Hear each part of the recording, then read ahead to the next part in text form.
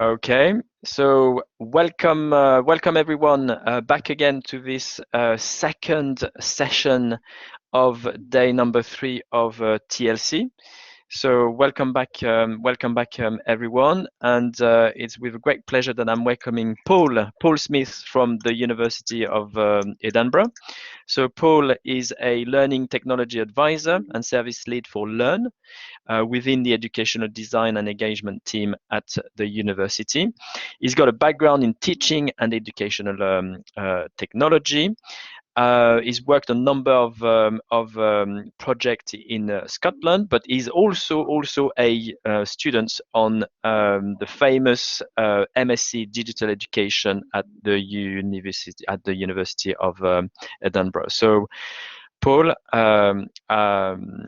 over to you for the next 20 minutes, and hopefully we'll have a bit of time for any question or any discussion. Over to you. Thank you. Thank you very much, Hervé, and good morning from a rather grey Edinburgh this morning. As Hervé mentioned, today I'm going to talk a little bit about our existing service improvement project, which is Learn Foundations, was accelerated basically in the last year or so to meet the change in demands, and we'll look at what that means in more detail perhaps.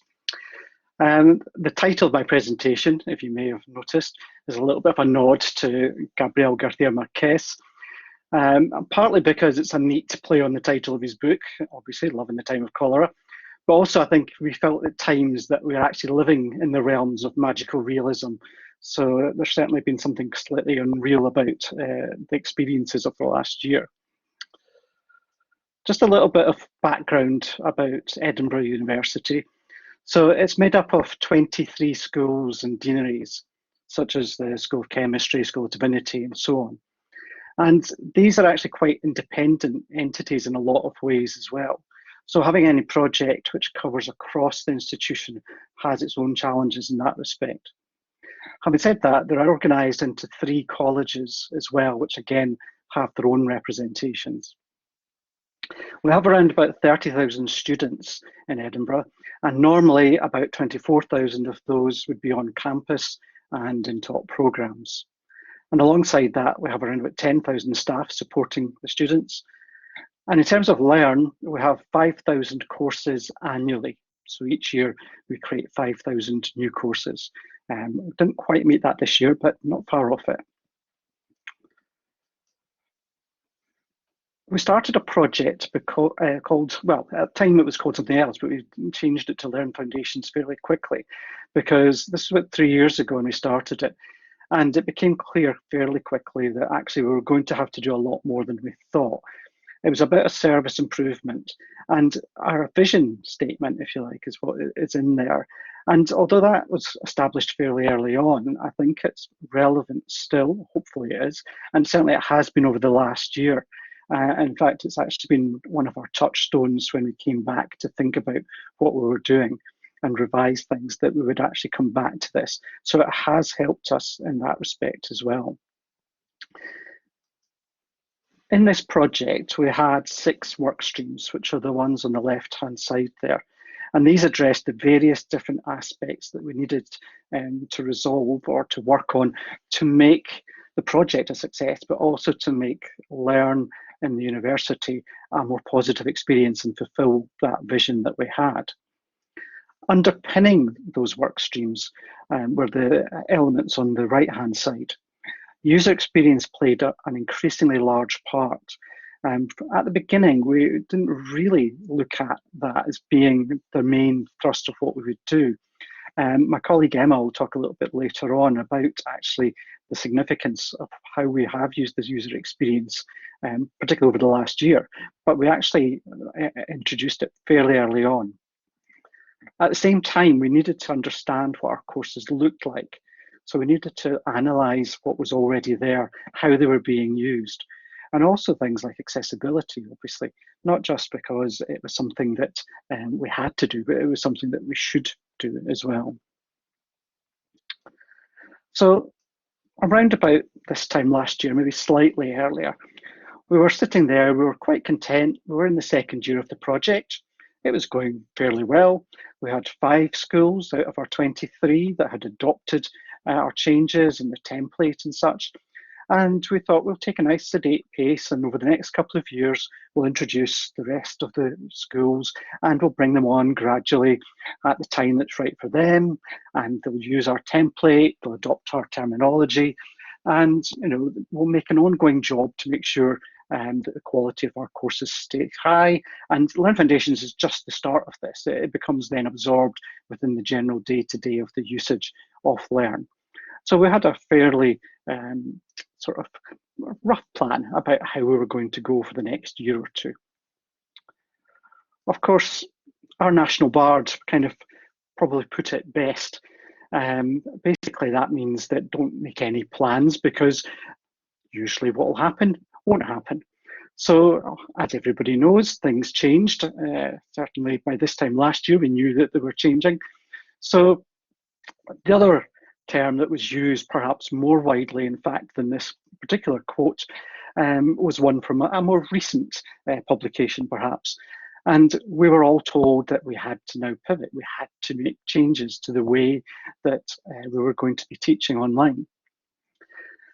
The poll that I wanted to introduce at this stage, it kind of goes back to what the people from York, Amy and Richard, were talking about earlier on as well. It'd be quite interesting just to see what the terminology was used within your own institutions about the change in teaching and how it was termed. I think number 4 is the one that we probably all used, certainly initially. But it would be interesting just to see if we could actually get a poll on that, Hervé, to look at what people were actually describing it. I would make... Sorry, Hervé. Yeah, sorry, Paul. Just to tell a participant, if the poll window is covering the slide, by clicking on the little icon, the polling icon, you can open it and close it. So you'd need to go through maybe the option for those who are not familiar with Collaborate, Paul. Sorry. Yeah, of course. So number 1 was hybrid, number 2 online, number 3 blended, number 4 panic, and number 5 something else. So it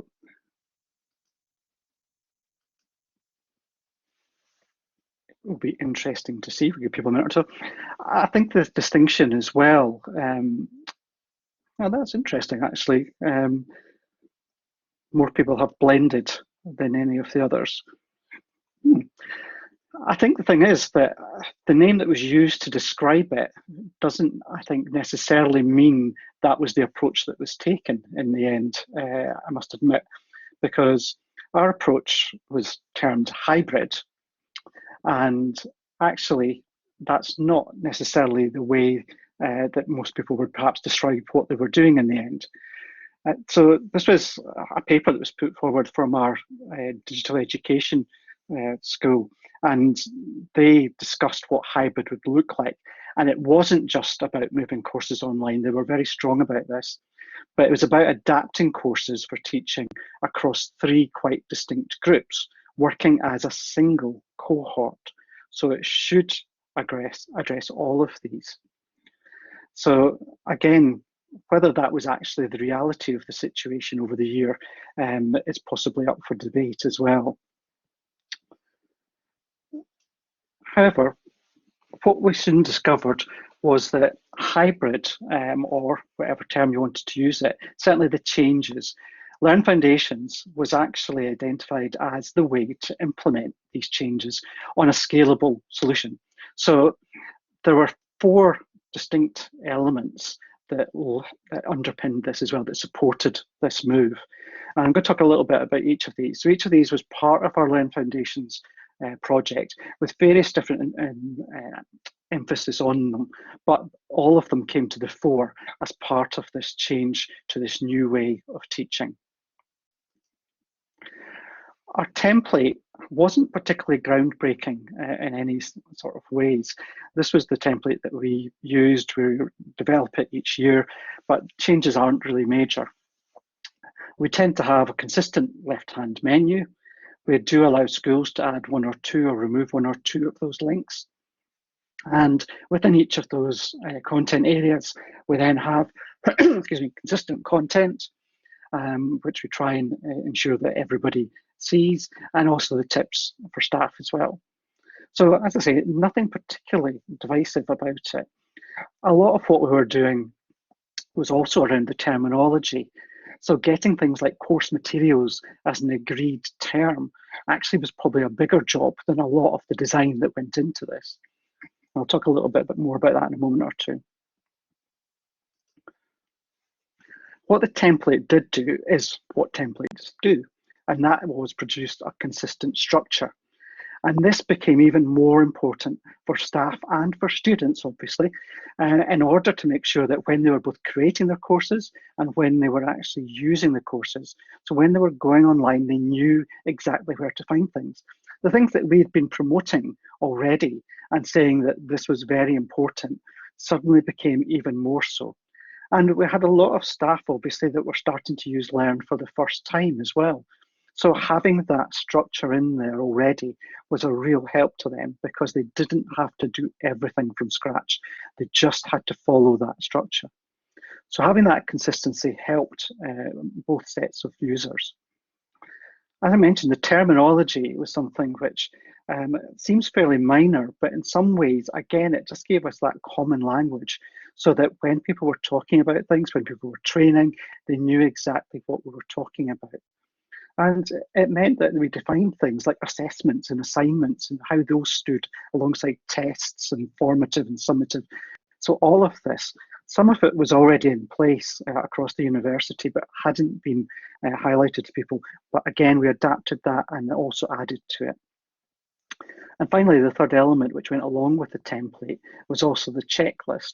And this, again, was really just about helping people to provide them a bit of a structure beyond the template and actually explain some of why we had actually put some of those things into the template, why they were important, and a further guidance on it. I'll put a little link into the chat, which will take you to a page which kind of gives an overview of our project, but also gives links to the checklist and the terminology work that we did as well. And obviously, I'll put contact details up later as well if you don't want to discuss that any further. The second element wasn't one that we'd used as part of Learn Foundations, if I'm being honest, but it was one that we adapted as part of it because it was part of a course design project around ABC learning that we had been using. And what became clear was that course materials area within the template was the main bone of contention for people, partly because they wanted to have it their own way, they wanted to set it up how they wanted it, and that was fine with us. But we also wanted them to have a sort of reasonable logical structure in there. So what we were able to develop alongside our colleagues in the various different schools were macro and micro pattern approaches to how that could be set up and also then actually used. So that was whether it was a general, here's week 1, week 2, or whether it was much more specific. The different colleges adapted their own ones and actually then were able to introduce that across their schools and make it relevant specifically for them as well. And again, that just added to that extra level within the template of being able to structure that particular part, which was often the most vital part as well. We were keen to say, though, that this wasn't about doing a complete course redesign that we would normally do perhaps through the ABC Learning. There just wasn't the time to do that for the vast majority of courses. However, what we could do was build in these new approaches and start to get people thinking. And that would not only mitigate the current crisis, but also build the capacity for creative, resilient, and future-facing pedagogy in the longer term as well. The third element was our training, and this was something that we had overhauled already. This was then again accelerated. So the top two there were part of a program that we call Teaching Continuity, along with a couple of other online courses around Jura and such. And these were done on a daily basis through from around about March time last year. And actually, they went from daily to twice weekly to actually we continued to do them at least weekly and fortnightly until the end of our second semester, so fairly recently. And those covered the basics of actually getting people on board with Learn and with Collaborate Ultra. I must say Collaborate was the much more popular course, in the fact that we had literally hundreds of people on those courses at the beginning, not surprisingly, excuse me. We had also developed new training courses. Previously, our training courses had lasted a sort of half day and covered a number of different topics. We'd already reduced those down to hour long sessions, which were much more focused on specific areas. And we then obviously had to pivot these to produce them and present them online. So again, there's a link there to the training courses that we did and our materials that we produced. And what we would do is we presented them online. We then gave people the materials and the videos to go away or having recorded the sessions and try them out. And we held weekly clinics and invited people back from the courses who had had a chance to go away, try things out, and if they had any questions, they could come back into these clinics and we would address the questions as well. We had our own separate support, which was ongoing and already established, but we did these clinics again as a sort of first aid, if you like, around people being able to create their courses and do things that they wanted. Perhaps, though, in some ways, the most important aspect was the final one on that slide there. The Edinburgh model for teaching online. This was actually a 7-week experiential training programme to equip staff with the skills they needed to teach effectively and draw on their own unique skill set to become effective digital educators. So this was run in conjunction with our digital education colleagues. And the most important aspect of that was that it gave staff the experience of being students. And it actually really helped us as well because it highlighted the areas where they had problems.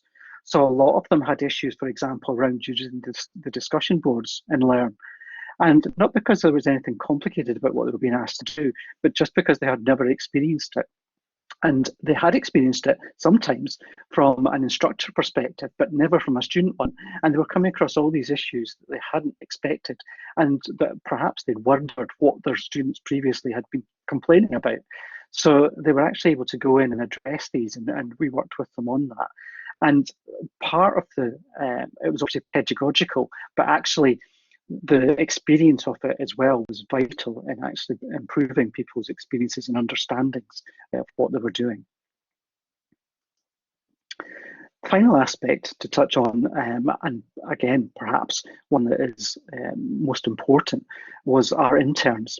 In the previous 2 years, we had a group of 10 interns that had been seconded over the summer, and they've been brought in to work on any support for the schools with tasks over and above what the normal routine workflows would be. So the additional burden perhaps that implementing Learn Foundations would produce in that first year were covered by these student interns. We were obviously aware that we were ramping this up, and actually we ramped it up to such a degree that 22 of our 23 schools, only one school didn't come on board. And this meant the increased workload, and we appointed a team this time of 44 students. But what was really interesting was that more than half of those were actually funded by the colleges. They had already seen how powerful and how useful it was having these interns, and they were quite willing to fund that alongside our own funding to supplement it. The work that these interns did was amazing over the time period they had, and it is invaluable for a number of reasons. From there as well, that they worked with hundreds, literally, of academics, liaising with them on their content in their courses. So they discussed from a position of some power in some ways, what the course should look like. And they helped understand and helped the academics understand both what the student experience was about, but also about the one that is actually how they could improve what they were doing and the sort of expectations that students would have on their courses. They also mapped, as you can see there, more than 80,000 individual items to look at those courses, find out, and that gave us a whole wealth of information about the way that courses were constructed. And not least of all as well, the accessibility checks that were being done too. So all of that really helped in all of the different aspects of what we were trying to achieve.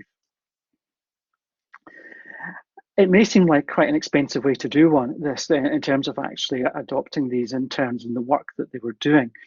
But when we looked at the investment and what we got back from it, there was really, you can't always obviously put monetary value on this, but when we did attempt to do that, we saw that there was actually a fourfold return on our investment. And not only was it a very positive feedback that we got from all of the schools unanimously about this, but they became ambassadors for us. And they became ambassadors for Learn Foundations with people on their courses, their students, and with the staff, and promoted the use of it across the university as well, because they understood what we're trying to achieve. Paul, may I interrupt you? This is oh, here you are. Sorry. I was just on time, so Sorry. That's okay. My colleague Emma is going to talk a bit more. This is kind of half the story. This is essentially what we did. Emma is going to talk about in our next session exactly what the impact of all this was. So I will stop at that precise point. Oh, sorry. Lots of really, I mean, great presentation and lots of really interesting comment in the chat.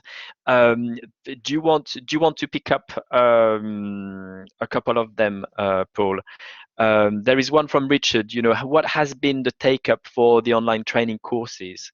The training course, has this been tailored to support different disciplinary teaching approaches? We know that in science or mathematics we teach in a different way than in history or philosophy. So absolutely, I think I would say, Richard, that we haven't explored that as thoroughly as perhaps we would have liked. I think we were quite basic in a lot of it. It was more probably skills-based training. We did weave pedagogy through it to try and promote best practice and such as well. But because we were having people from a range of different backgrounds and subject areas, we couldn't be too specific. What was interesting is more lately we've tried to sort of develop the pedagogy side of things, to put that at the forefront. So talking about, for example, discussion boards, but from the perspective of moderating discussion boards and how to sort of promote the discussion within them. What we've seen is actually, perhaps because of the timing of it, and there's been a bit of fatigue probably set in lately, that we haven't had as big an uptake on that. But it's definitely the way that we are looking to develop this. So having got through the basics, which is really what people were about, and we did make the materials available as well. And we're very fortunate that we have a fantastic body of learning technologists within our schools too, who were able to pick up and adapt sometimes and develop it for their own schools. So we can do things at a more centralized and more general level perhaps, and they can then tailor it more specifically too. So we're fortunate to have that resource as well. Thank you, Paul. John, who has already left, but I'm also interested in the reference. So you mentioned the teaching, the university's teaching model. Is that the course that is available via Future Learn?